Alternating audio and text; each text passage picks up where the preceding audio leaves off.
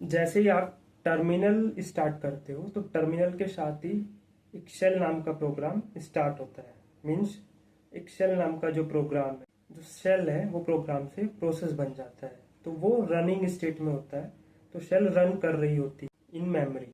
अब जब shell run कर रही होती है तो वो वेट कर रही होती है आपके प्रॉम्प्ट के लिए। तो अब आप टर्मिनल में अपना प्रॉम्प्ट डालते हो। आप टर्मिनल में प्रॉम्प्ट मीन्स आप एक कमांड लिखते हो। जैसे आपने लिखा जावा हेलो, लेट्स से हेलो एक कंपाइल्ड कोड है, एक बाइट कोड है, आपको इस फाइल को रन करना है। तो अब होता क्या है, शेल क्योंकि उस इनपुट के लिए वेट कर रही थी, तो अब उस कमांड को शेल रीड करती है और शेल अब फाइंड आउट करती है उस पाथ को जहां ये जावा नाम का एग्जीक्यूटेबल प्रोग्राम एग्जिस्ट करता है।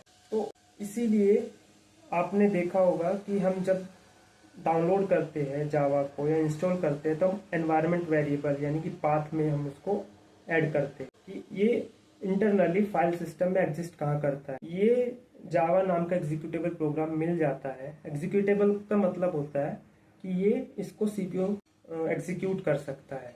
इसमें मशीन इंस्ट्रक्शंस है जिसको सीपीयू एग्जीक्यूट कर सकता है। तो जावा बोलो या आप जेवीएम बोलो, तो जैसे जावा नाम का प्रोग्राम सेल को मिल गया तो अब वो ओएस को यानी कि कर्नल को रिक्वेस्ट भेजता है, एक सिस्टम कॉल भेजता है कि इस प्रोग्राम को रन करना है, इस प्रोग्राम को प्रोसेस में कन्वर्ट करना है। तो अब ओएस क्या करता है, इस प्रोग्राम को प्रोसेस में कन्वर्ट करता है यानी कि मेमोरी में लोड करता है और इसको रनिंग स्टेट में रखता है। तो JVM is in running state. तो अब ये जो जेवीएम है ये मेन थ्रेड को क्रिएट करता है और इस डॉट क्लास फाइल को लोड करता है मेमोरी में। अब क्योंकि डॉट क्लास फाइल भी एक प्रोग्राम थी, उससे प्रोसेस बन गई, तो इसको एग्जीक्यूट करता है और इसको एग्जीक्यूट करने के बाद इसको अनलोड कर देता है और इसका काम खत्म होता है। इसीलिए जो जावा है उसको हम रन टाइम बोलते हैं, जेवीएम को रन टाइम बोलते हैं।